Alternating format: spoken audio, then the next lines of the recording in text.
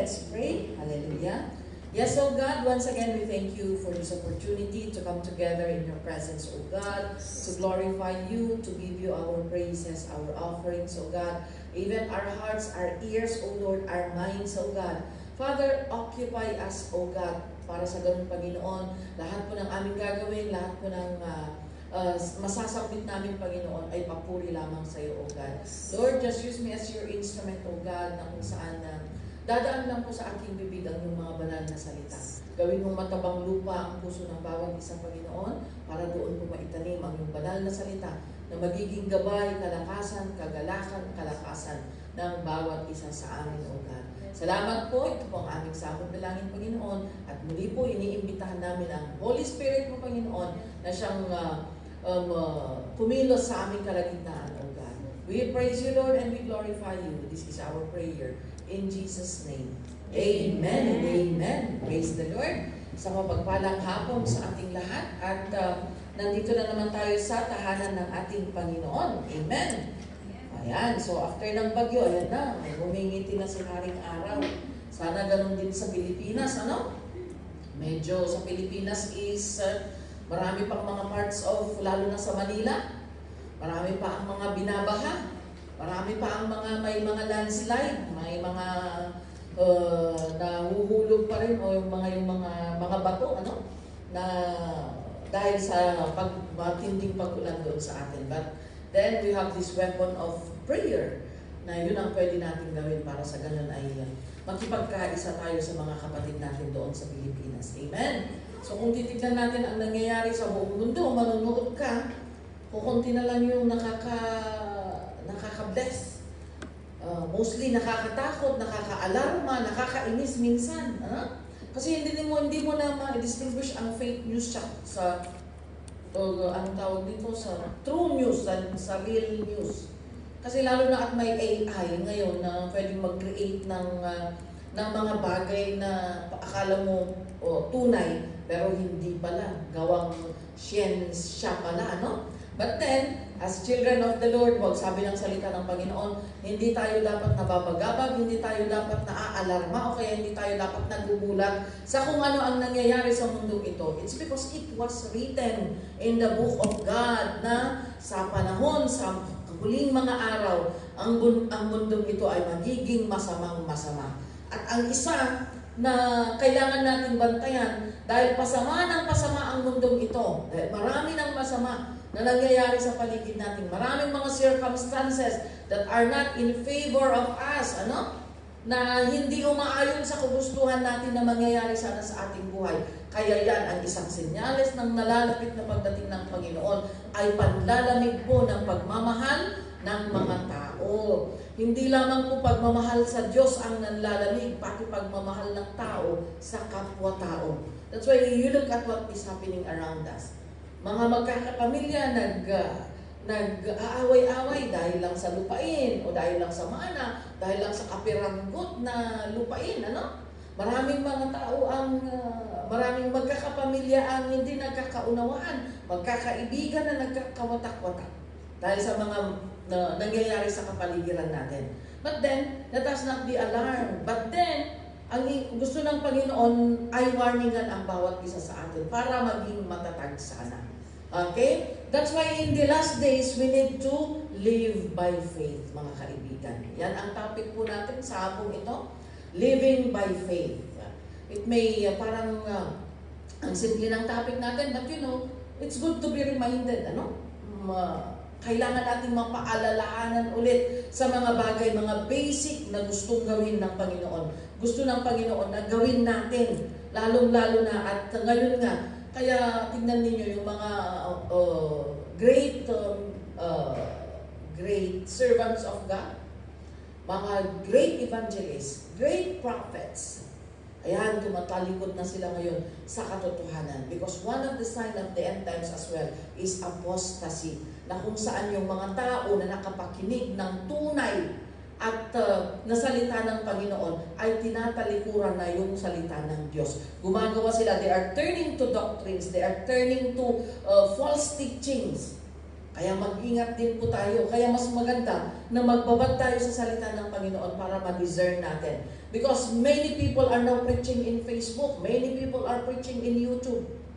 At sometimes, kung hindi tayo maging maingat, ay akala natin bombastic. Oh, di siya ati preacher. Bombastic, ano makapaturog. Ay, di siya preacher, every believers, makapaturog da.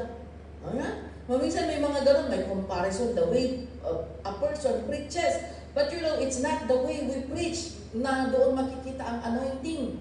Kahit bugbugin mo ang pulpito, itumpa-tumpa mo pa hanggang mawasak, hindi po yun doon nakikita ang anointing. Ang anointing po, if yung naibahagi mo ba ng salita ng Panginoon ay nakapagpabago ng buhay ng tao. Nakapagpalakas ba sa kanila? Na-comfort ba sila? Na-rebuke ba sila? You know, anointing also rebukes. Hindi lang yung iiyak, nakaka-touch yung mensahe kanina, tapos the same person ka pa rin. Sometimes God also uses that power of the Holy Spirit to rebuke and correct us. Kaya minsan ang salita ng Panginoon ay masakit, parang sinasabi natin, bakit pinatatamaan ako ng preacher na ito ah? Hindi mo alam. Ginagamit ng Panginoon yun para sa ganun ay mamulat tayo sa katotohanan at may pagkakataon tayo na magbago. Amen? Hallelujah! At ang kasalanan ko ay hindi lang yung mga bisyo. Akala ko noon din is, basta hindi ako nagdi-disco, hindi ako umiinom, hindi ako naninigarilyo, hindi ako nagda-drugs, hindi ako sumasama sa mga nightclub. Akala ko, pupunta na ako sa langit. Kaya ang routine ng buhay ko is eskwelahan, bahay, school, bahay, school, bahay. Kasi alam ko yun lang ang makakapagdala sa tao sa langit. Pero nung nanampalataya ako sa Panginoon, ay ang daming mga hidden sin pala sa puso ko na kailangang malinisan, kailangang ihingi ng tawad. Kasi yung galit na kinimkim mo, kasalanan yan. Yung sama ng loob na nakatago dyan na hindi mo mailet go, kasalanan yan. Yung mga iniisip mo na paghihiganti, kasalanan yan. Yung pagsiselos mo, kasalanan yan. Yung pagiging inggitera mo, kasalanan yan. Yung pagiging panagpagarog mo, ewan ko kung anong Tagalog nun. Yung lagi kang nag-iisip ng negative regarding sa isang tao. Kasalanan yan na kailangang linisan ng Panginoon sa ating buhay. Kaya ngayong hapon, let us see how are we going to maintain our faith in the Lord as we live in this wicked world. Amen? So how do we live by faith? In 2 Corinthians 5:7, ano ang sabi niya dyan? We live by faith and not by sight. Tayo pong mga Kristiyano ngayon na naniniwala sa ating Panginoon ay namumuhay na tayo sa pananampalataya at hindi na sa kung ano ang nakikita natin. Okay? Hindi tayo nakabase sa kung anong nakikita ng ating mata. Actually, ang ibig sabihin ng faith is believing without seeing. Kahit hindi mo pa nakikita na nangyari, paniwalaan mo na nandun na o nangyari na. Yan po ang pananampalataya. Amen? While, if we live by sight, o kung hindi ka nakakita ng dolyar, hindi ka blessed. O kung hindi mo napatayo ang bahay mo at wala kang sasakyan, ay kulang ang buhay mo. Parang ganun na. Kung nakabase yung ating satisfaction sa mga bagay na material dito sa mundong ito. Pero iba po ang gusto ng Panginoon that we Christian believers, tayo po na nananampalataya kay Kristo, we must live by faith and not by sight. Amen? Sa pamamagitan ng pananampalataya. Bakit importante ang pananampalataya? Because we are saved through faith. Without faith, there's no salvation. Amen? Kung hindi tayo mananampalataya, walang kaligtasan. At ang pananampalataya, napakalinaw ng sabi ng James 2:7, that faith without action is dead. Ang faith, ang pananampalataya na walang action ay patay na pananampalataya. At kung patay ang pananampalataya mo dahil walang action, hindi po ito nakakapagligtas. Kaya natin pinag-aaralan palagi at God is giving us the opportunity to act on our faith. Okay? Ano pa? In Galatians chapter 2 verse 20. Tignan natin ang Galatians 2:20. Sabi niya, I have been crucified with Christ. Sabi ni Paul, I have been crucified with Christ and I no longer live, but Christ lives in me. The life I live in the body, I live by faith in the Son of God, who loved me and gave Himself to me. Oh, umabot na yung pananampalataya ni Paul na kung saan hindi na niya control ang buhay niya. Sabi niya, I don't live anymore. I'm already dead. Parang inihahalin tulad niya o kinukumpara niya yung buhay niya na isang patay na. But yung buhay niya ngayon ay para kay Kristo. Okay? I no longer live, but Christ lives in me. Yung buhay ko sa katawang ito, sa katawang lupa na ito, ay ginugugol ko para pagsilbihan at paniwalaan, panampalatayahan ang anak ng Diyos. Walang iba kundi ang ating Panginoong Jesus. So, gusto din ng Panginoon na ganyan din ang umabot din sa ganyan ang ating pananampalataya. Yung wala ka ng struggle ba? Yung tinanggap mo na, inaccept mo na, Lord, my life is in your hands. Okay? Kagaya ng testimonyo ng isang kapatid. Ano? Gusto nang pumunta doon pero hindi natupad. Struggle talaga yan. Lahat naman tayo may gustong puntahan. Alam nyo, in the early years ko dito sa Canada, gusto kong magpunta sa Canada. Libre pa. Hindi ako magbabayad ng placement fee ko. May kukuha sa akin doon. But then, God did not make a way. It's because, of course, we are learning about not betraying our others in order na for us to be not betrayed. Para hindi tayo i-betray din ng mga ibang tao. Because what you sow, you will reap. When I came here for the second time, ang purpose lang po is for me to process my visa or process my application going to Canada. Pero nung pumunta ako dito, ay Jesus, nakukonsensya ako i-break yung contract ko kasi buntis yung amo ko. Masiko, syempre hinire nila ako dahil para mag-alaga sa baby na ipapanganak tapos biglang mag-break contract ako ng 6 months. After 6 months, nag-cut off or yung isip ko. But then, iniisip ko, ayaw ko na try rin ako. So, I should not also sow betrayal. Kung ano yung ayaw mong gawin sa'yo ng kapwa mo, huwag mong gawin. Ganun lang yun. You do not want people to nalokohin ka. Huwag tayong manloko. Yung ayaw mong gawin sa'yo ng kapwa mo, huwag mong gawin. So, natakot ako na baka kung i-betray ko kasi that is considered betrayal sa kontrata. Pinirmahan ko ang 2 years tapos biglang lalayasan ko sila ng 6 months. So ayaw ko, that's why linet go ko. But then I prayed to the Lord. Sabi ko, Lord, if Canada is for me, open another door after my contract.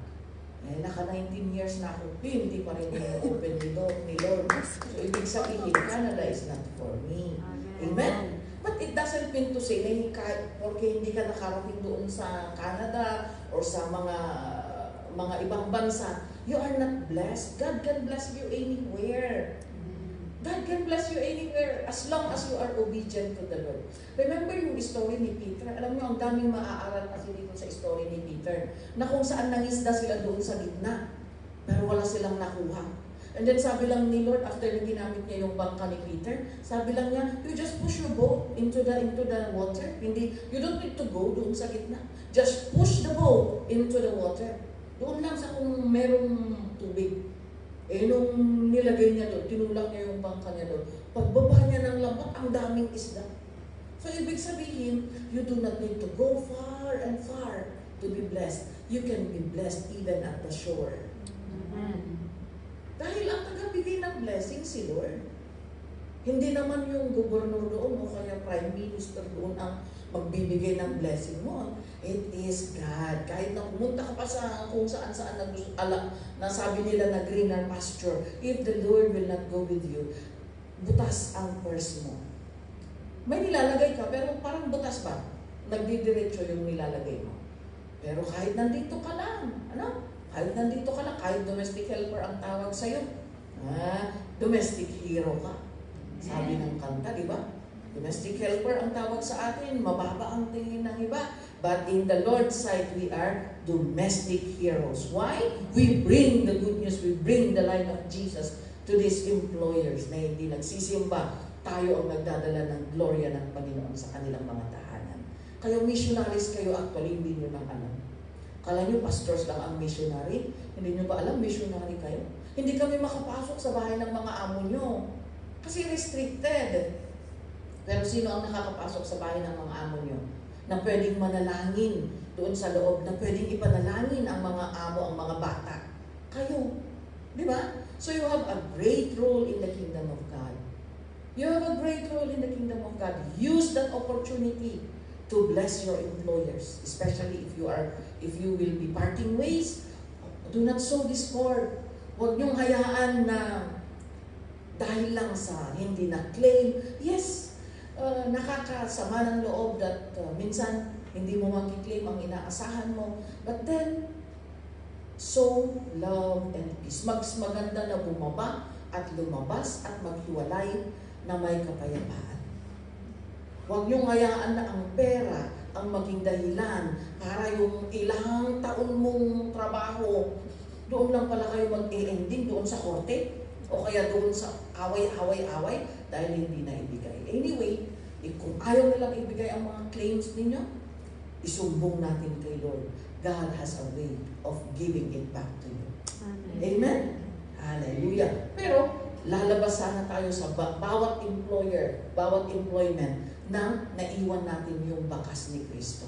Let us leave the footprints, let us leave the mark of Christ in those houses na pinagtatrabahuhan natin. Amen? Okay, so how do we live by faith? Unang-una, we walk by faith. Of course, if we live by faith, we must walk by faith. Ano ang sabi niya dyan sa Ephesians chapter 2 verse 10? Sabi niya, for we are God's masterpiece. Imagine that. Masterpiece ka, hindi ni... Sino yung great painter? Meron tayong great na painter eh. At kada paint ng isang magaling na pintor, isang masterpiece. At imagine, ikaw at ako masterpiece ni Lord. Ang ganda ng pagkakalikha ng Panginoon sa atin. We are God's masterpiece. Ay, yung flat di agong ko, pastor ako, masterpiece ako. Yes! Ay, gaya no, pastor teacher ako, pastor ako, masterpiece ako. Yes! Amen? We are God's masterpiece. He has created us anew in Christ Jesus so that we can do the good things He planned for us long ago. Yan. Nilikha tayo ng Panginoon at binago tayo ng Panginoon. Although, perfect po ang pagkakalikha ng Panginoon sa atin. Originally, God made man perfect. Pero dahil sa kasalanan, ayan, nagkagulo-gulo ang buhay ng tao. But we praise the Lord, God gave us His only begotten Son to die on the cross in order for us to have a new life in Christ. So God made our life new in Jesus Christ. Amen? Para magampanan natin at magawa natin ang mga bagay na ipinapagawa sa atin ng Panginoon. And naka-emphasize po, so that we can do the good things. So God saved us. God made us His masterpiece. God made us new in Christ Jesus to do the good things. Say good. Good. Yes, not the bad things. Amen. We can choose to do bad things. We have the freedom of choice. Pwedeng gawin natin ang masama. But the plan of God is for us to do good things, hindi bad things. Kaninong plano ang bad things? Walang iba. Ang mastermind ng bad things, si Satan. Diba? Lahat ng bad things ang mastermind, si Satan. Kaya kung mas maraming bad ang ginagawa natin, ang may masterpiece sa'yo, si Satan. So, we, the masterpiece of God, na binago niya sa pamamagitan ni Kristo, we ought to do good things. Kung ano yung kaaya-aya sa ating Panginoon. Kaya kung babalikan natin yung 2 Corinthians 5:7 kanina, in ESV version, sabi niya doon, for we walk by faith and not by sight. Okay? So we should walk by faith. Ibig sabihin, sana yung ginagawa natin ay naaayon sa kalooban po ng ating Panginoon. Another thing that we need to do is we remain in faith. Yes, unang-una, we walk by faith. Second, we remain in faith. Manatili tayo sa pananampalataya natin. Okay? It is in Acts 14:21. Tingnan nga natin ang Acts 14:21.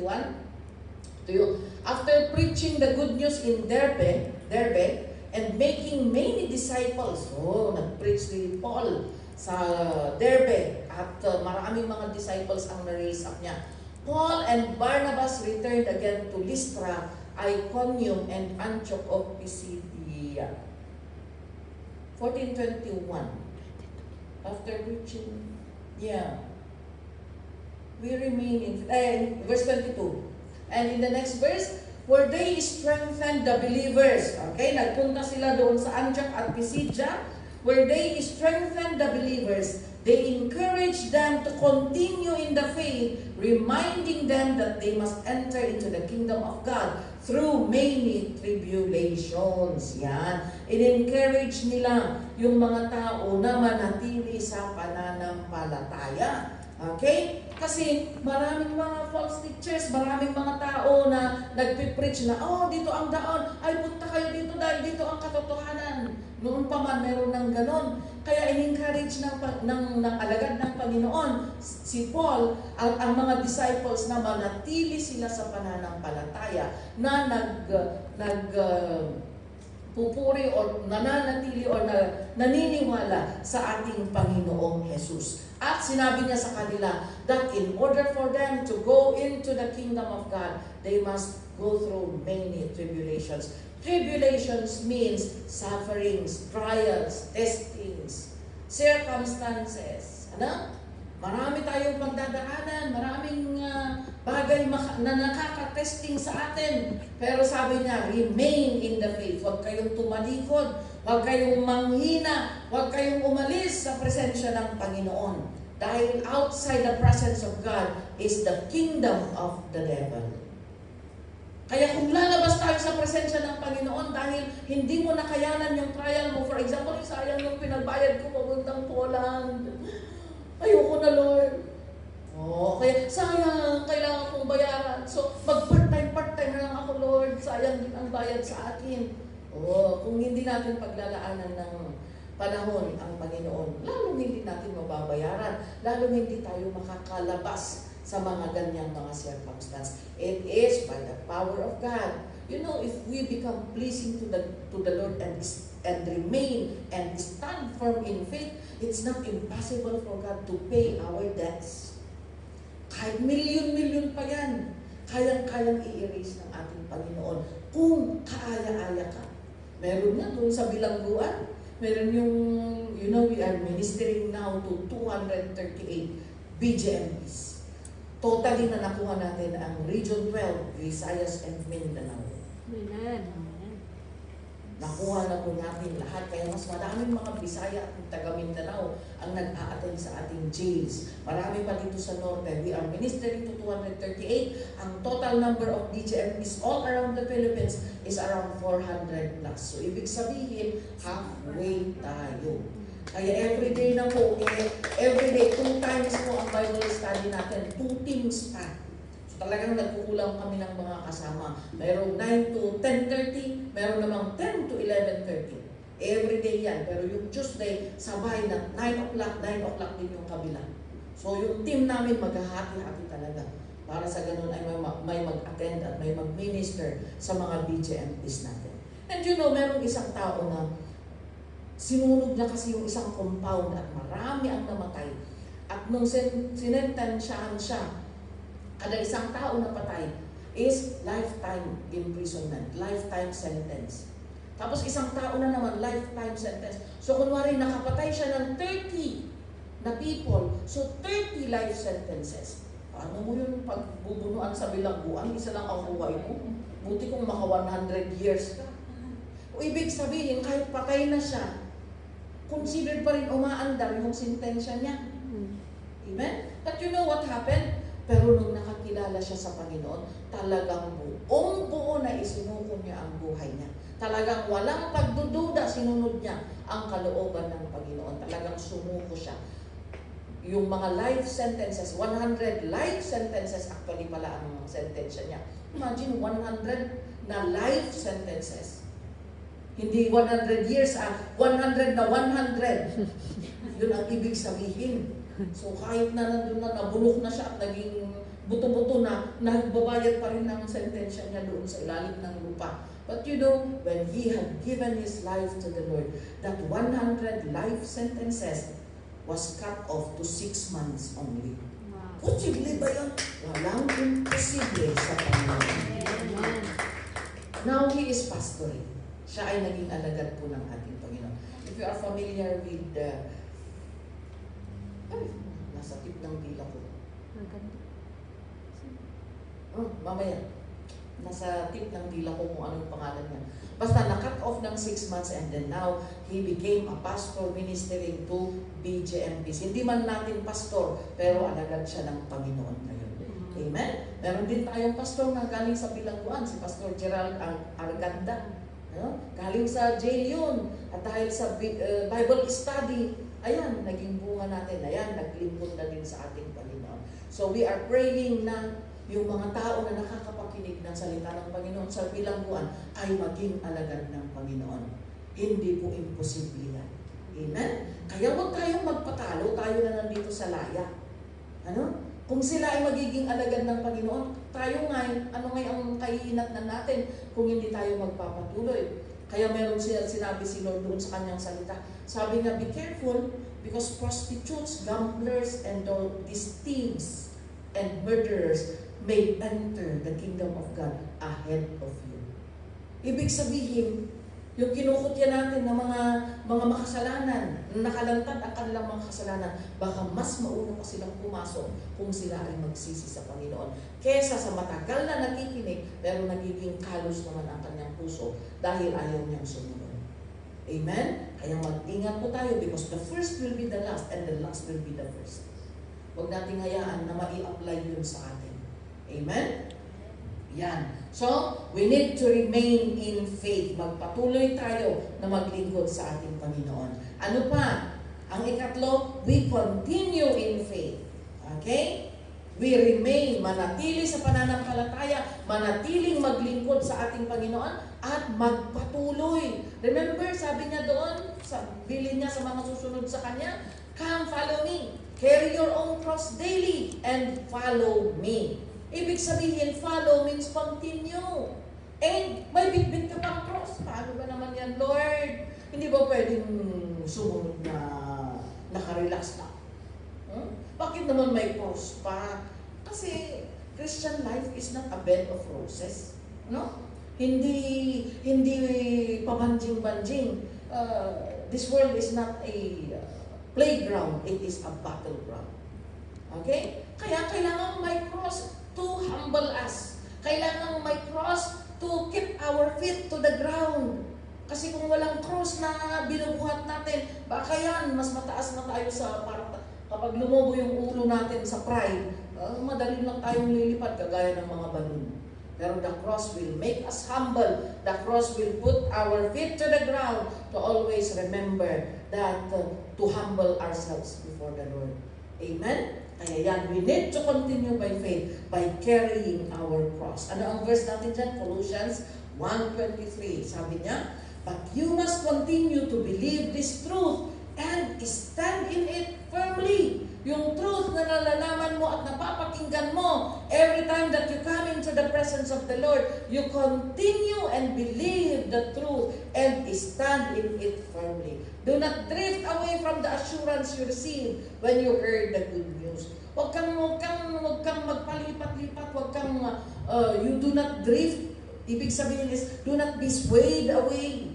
Okay? Huwag mong hayaan na palipat-lipat ang pananampalataya mo. Mamaya nandun ka sa mundo, mamaya kay Lord. Mamaya sa mundo, mamaya kay Lord. Mamaya maging sakang na tayo. Kasi yung isa papuntang mundo, yung isa papunta kay Lord. Yan. Ang hirap, ang pangit kayong maglakad na sakang. Ano? At alam niyo ang gusto ng tao ngayon, yung gusto nilang napapakinggan ng tenga nila, yun ang hinahanap na nila ngayon. Kayo yung mga puro na salita ng Panginoon, ayaw nila. Nasasaktan sila. Pero salamat sa Panginoon because, you know, we are a Bible-based church at whether people will like it or not, whether you like it or not, we preach the truth and nothing but the truth. Amen? Ilalatag lang natin. Ituturo natin. Nasa atin kung mag-uubay ba tayo o hindi. Amen? We will not, hindi namin kayo tatalian para para i-obey ninyo ang salita ng Panginoon. Ilalatag lang natin, ituturo lang natin ang katotohanan at bahala po ang bawat isa kung susunod tayo o hindi. Pero nilalatag din natin ang consequence kung hindi tayo susunod sa alituntunin ng ating Panginoon. Amen? So nowadays people hear what they want to hear. Kaya kapag nakokorek, ayan, ayoko na dito, pupunta na lang ako doon. Kapag nakorek naman doon, ayoko na dito, papunta na lang ako doon. Ang problema, you are losing your identity. Palipat-lipat ka. At alam nyo, kapag kung ano-anong pagkain ang kinain mo, what happens? LBM, di ba? O kumain ka ng mangga, lumipat ka doon sa kabila, o meron leche flan, lumipat ka na naman sa kabila, may halo-halo, lumipat ka sa kabila, may kare-kare. O in ending, nagkahalo-halo ang tiyan mo. Ano ang ending mo? LBM ka. Ano? It's the same spiritually. Mahihilo ka sa dami ng pinapakinggan mo. Tapos kung wala ka pang, hindi mo pa nag-discern kung totoo yung kanilang sinasabi o hindi, biblical o hindi, ayan, mas lalong malilito ka. Hanggang mawawala ka na. At yan ang gusto ng demonyo. Mawala tayo sa presensya ng ating Panginoon. That's why it's good to continue in faith no matter what. Walang iwanan. Amen? God is never abandoning His people. That's why we should also not abandon God. Huwag nating iwan. Amen? Huwag nating talikuran ang Panginoon. Tatalikuran mo ba ang nagsusustain sa'yo? Ito ang kalakaran dito sa mundo eh. If you are a friend of benefit with benefit, kung ikaw yung very gracious, very, lahat tayo, sige, bigay mo, sige, libre mo, sige, ay, gusto ka ng tao, Pero kapag tumigil ka na, wala na silang nakukuha, wala na, nowhere to be found na din sila. Pero ang Panginoon, gano'n din naman ang ginagawa ni Lord. Nagbibigay, pinoprovide niya lahat ng ating pangangailangan. Pero ang tao, hindi niya nakikita yung provision ng ating Panginoon. Kaya yan, alis ng alis sa presensya ng Panginoon. Pero, we are learning that we need to continue to serve the Lord no matter what. Dumating man ang circumstance, dumating man ang pagsubok, all the more na sinusubok ka, all the more that you come into the presence of God. Why? It is there that you will find your strength. It is there that you will find your comfort. Amen? Nagtampo ako minsan, subukan ko din nagtampo, hindi naman naging perfect yung aming paglilingkod ng mga pastors ninyo. There were also times in our lives na nagtampo din kami, So nagtampo ako, sabi ko, hindi ako pupunta ng church. Nagtambay ako sa Central. Ay sumakit yung mata ko sa dami ng tao na dumaan, puro di color ang damit. Sumakit ang mata ko, wala akong napala. Ganun pala. Na-miss ko pa yung salita ng Panginoon, napagod pa ako. Buti na lang, walang nanloko sa akin doon. So, wala talaga tayong mapapala outside the presence of the Lord. Amen? So, kapag nagtatampo, you just lift up everything to the Lord and forgive. Learn to forgive also. Amen? Kung may naka-offend sa'yo, you just deal with it. Lord, take away this feeling inside of me. Lord, nagtatampo ako. Take it away, Lord. Take it away. Amen? Ibigay natin sa Panginoon and of course, let us forgive. Okay? Another thing that we need to do in order for us to live by faith is, pang-apat, stand in faith.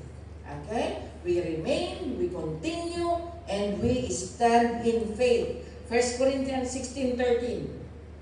Be on your guard, stand firm in the faith, be men of courage, and be strong. Yes.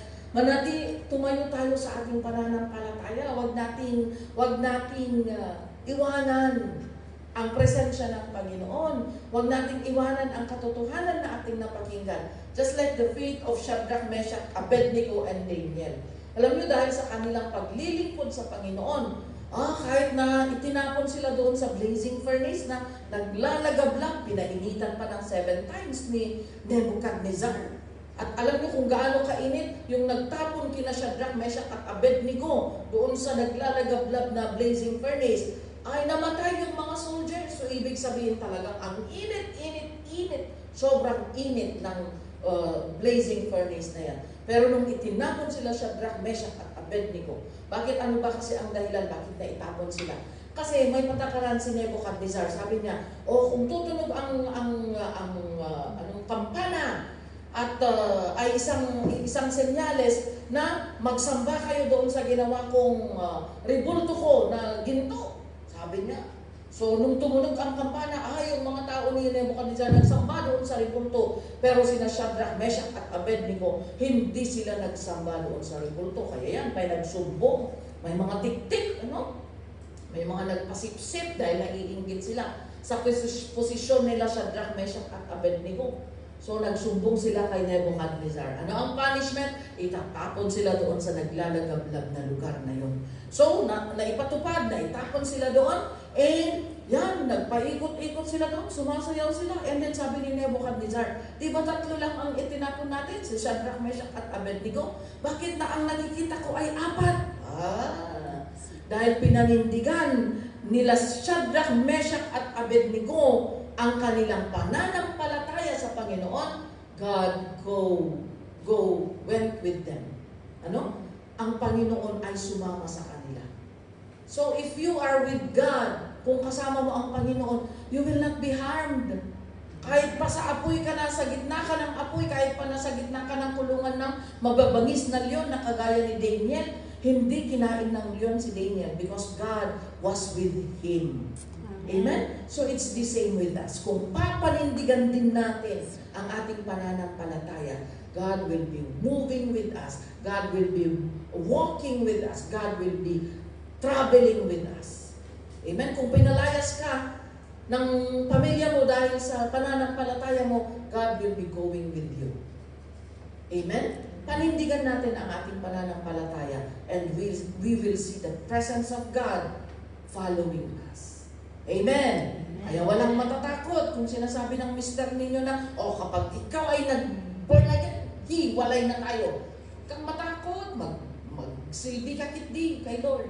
Ipagpatuloy mong magsilbi sa Panginoon. Amen. Anyway, He cannot do anything to you. Malayo siya Diba? Ang importante, magsilbi po tayo sa ating Panginoon. Amen. And God will be faithful to provide everything that you need. 1 Peter chapter 5 verse 9. Resist him, who? The devil.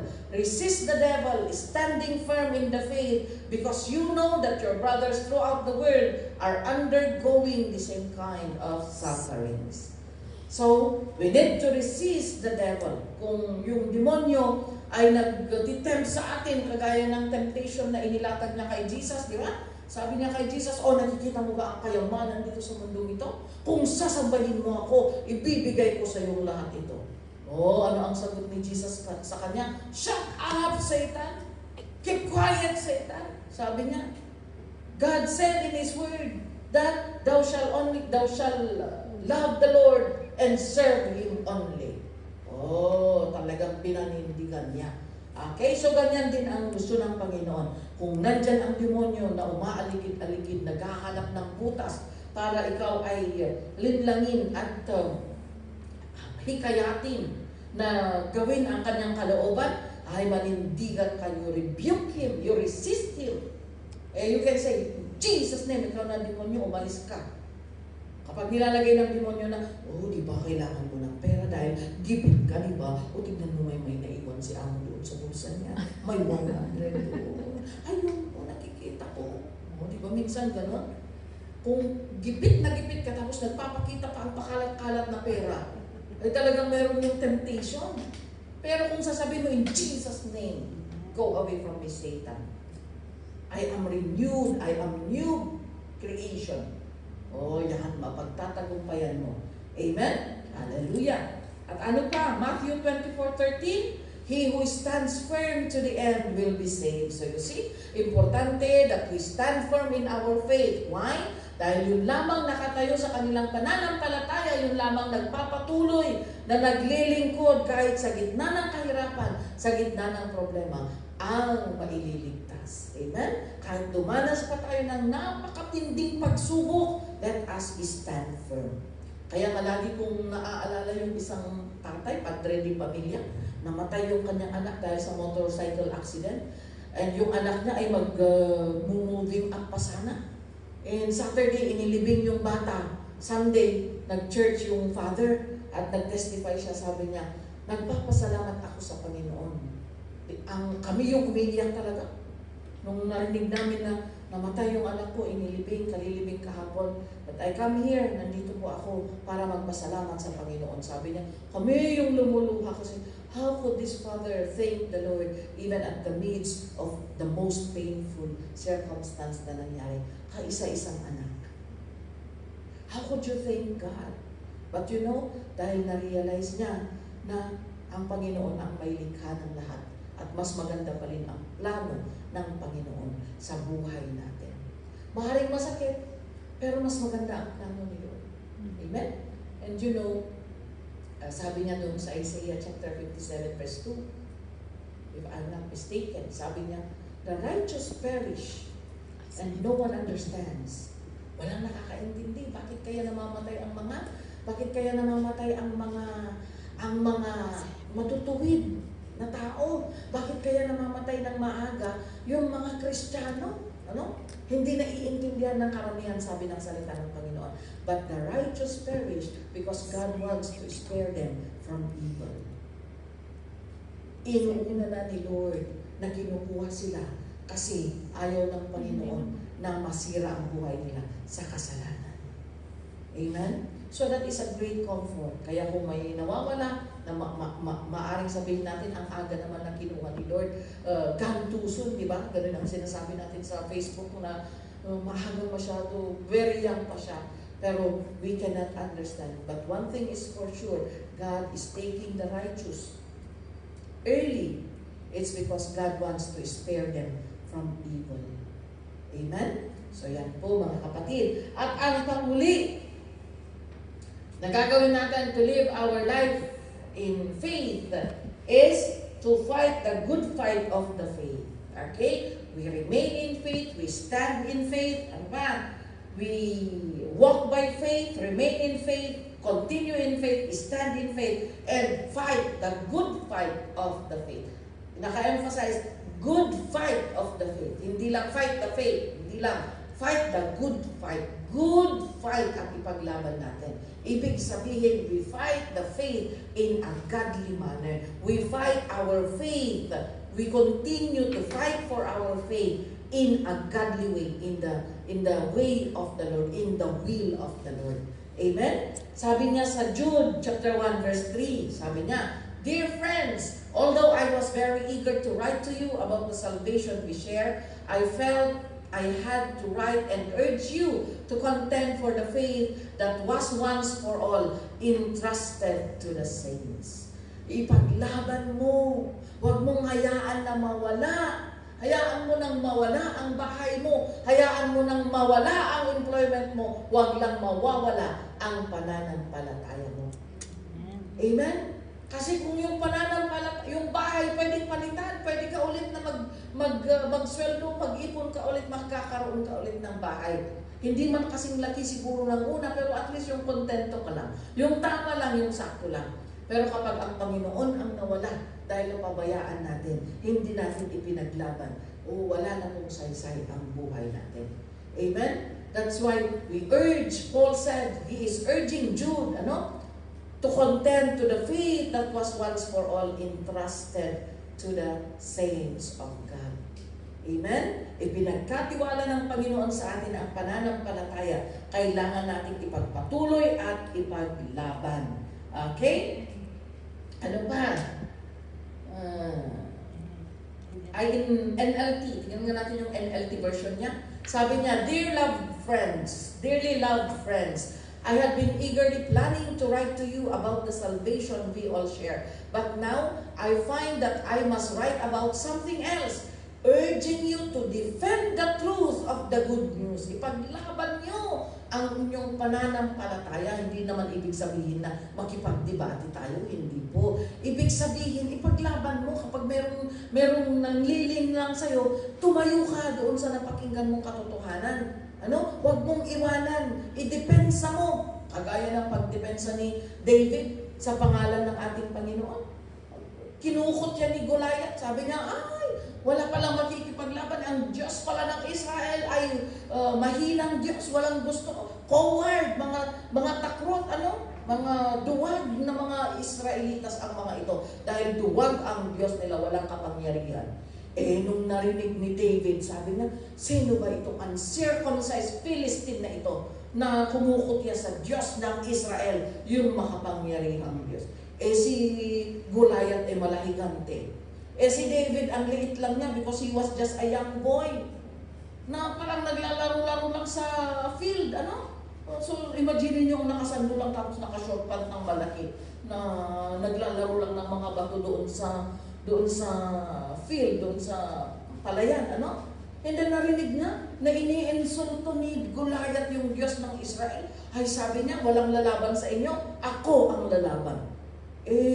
Criniticize pa si David kasi sabi nila, ano magagawa mo? Late-late mo lang. Paano mo ipaglalaban? Paano ka makikipaglaban? Para kang langgam sa mata ni Goliath. Kaya sabi ni Goliath, who is this dog? Ginawang papi? Si David, sino itong aso na ito na makikipaglaban sa akin?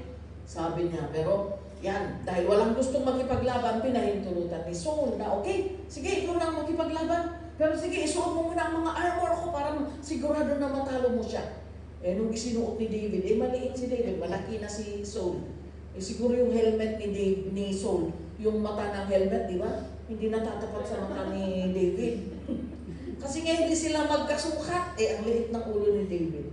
Siguro yung mata, hindi natatapat, hindi paano makikita ang kalaban, di mas lalo ka pang matatalo. Yung boots hindi rin ma-fit kasi syempre hindi magkapareha ang size. Kaya, hindi, sabi niya, hindi ako comfortable sa gabal. Hindi ako makapag-move, sabi niya. So, inalis niya lahat ng armor na ipinasuot ni Saul sa kanya. So, what can we see from this? We just fight as we are. We do not need to pretend to be someone else. We do not need to pretend na We just fight as we are. Fight as you are. Fight as a domestic helper. Amen? Fight in the presence, in the power of God. So ano ang ginawa ni David? Lumapit siya kay Goliath. Hinamon din niya. Sino ka na iniinsulto mo ang Diyos ng mga Israelitas? Sabi niya ganyan. You come to me with your sword and javelin. Ang laki ng armas mo para sa akin. But I come to you in the name of my God. Sabi niya. Kumuha siya ng bato. Tapos nilagay niya doon sa goma. Pinalsikitan niya. Bull's eye. One stone, dead ang Goliath. So you see, hindi kailangan natin ng armas na matalim para labanan ang kalaban. We just need the name of the Lord. Amen? Kaya tignan ninyo si Goliath nakipaglaban, kumpleto siya, may armor pa siya. Pero ano lang ang ni David? I come to you in the name of my God. The name of the Lord is very, very powerful. Kaya we fight our faith. We fight the good fight of faith, defending the name of our God, standing in the power of the name of Jesus. Amen. Hallelujah. So ganyan po. 1 Timothy 6:12, last verse natin. Fight the good fight of the faith. Take hold of the eternal life to which you were called when you made your good confession in the presence of many witnesses. Sabi niya, fight, lumaban ka, ipaglaban mo ang pananampalataya mo at panghawakan mo ang buhay na walang hanggan na ipinagkaloob sa iyo ng Panginoon nung nanampalataya ka at binigkas mo sa iyong bibig ang pagtanggap mo kay Jesus bilang Diyos at tagapagligtas. Amen? So ito po mga kapatid ang ating gagawin in order for us to live our life in faith here on earth as we await the coming of the Lord. The world is becoming weakened and weakened and weakened. But then, we need to stand firm in our faith. Dahil yung nagpapatuloy, kahit ano pa ang pinagdadaanan, kahit ano pa ang sabihin ni Amo, kahit ano pa ang sabihin ng doktor, we stand our ground in our faith in the Lord Jesus Christ. Amen? Hallelujah! So yan lang po ang ating pag-aaralan sa hapon ito at thank you very much for listening. Thank you din sa mga online viewers natin. God bless you also. Let's keep fighting the good fight of our faith. Let's pray. Yes, Lord, salamat po, Panginoon, sa aming napakinggan ng mga salita mo. Lord, itanim mo po sa aming mga isip para po sa ganon. Kung dumating man ang problema, pagsubok, bagyo sa aming buhay, Panginoon, hindi po kami lalayo sa iyo. Bagkos lalapit pa kami, kakapit pa kami, Panginoon, dahil ikaw lamang ang pwedeng makapagpakalma, makapagpatigil sa bagyo ng buhay namin, Lord. Father, we thank you so much. We anchor our life to you, O God. We are weak, we are nothing. We have nothing, Lord. Wala po kami maipagmamalaki. And we continue to acknowledge that we are nothing before you, Lord. Wala po kaming magagawa para baguhin ang aming buhay, para pagpalain ang aming buhay. But we are here in your presence, Lord, because there is blessing in your presence. There is salvation and healing, deliverance and peace and love in your presence alone, O God. This is our prayer, Lord, in Jesus' name. Amen and amen.